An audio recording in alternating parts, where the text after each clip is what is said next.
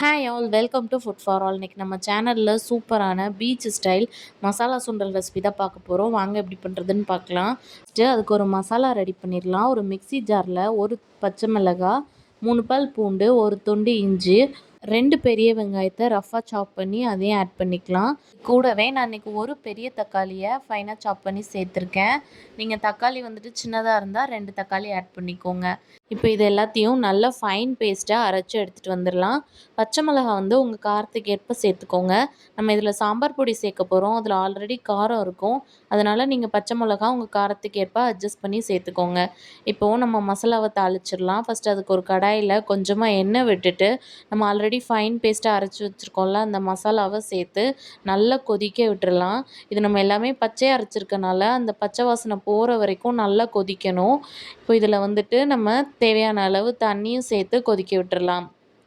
இப்போ லைட்டாக கொதித்து அந்த தண்ணிலாம் கொஞ்சம் வற்றினதுக்கப்புறமா மசாலா சேர்த்துடலாம். 1/4 ஸ்பூன் போல் மஞ்சத்தூள், 2 ஸ்பூன் போல் சாம்பார் மிளகாத்தூள் சேர்த்துக்கலாம். இந்த ரெசிபிக்கு கண்டிப்பாக சாம்பார் தூள் தான் சேர்க்கணும். தனி மிளகாத்தூள் இல்லை வெறும் மிளகாத்தூள் சேர்த்தா அந்த டேஸ்ட் வராது. 2 ஸ்பூன் போல் சாம்பார் மிளகாத்தூள் சேர்த்துட்டு கூடவே 1 ஸ்பூன் போல் கரம் மசாலா சேர்த்துக்கலாம்.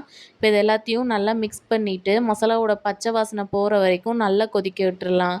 நான் இந்த ரெசிபி பண்ணுறதுக்கு இன்றைக்கி வெள்ளை கொண்டக்கடலை எடுத்திருக்கேன். நீங்கள் இந்த ரெசிபியை மஞ்சள் பட்டாணி இல்லை பச்சை பட்டாணியில் கூட செய்யலாம். டேஸ்ட்டு ரொம்பவே சூப்பராக இருக்கும்.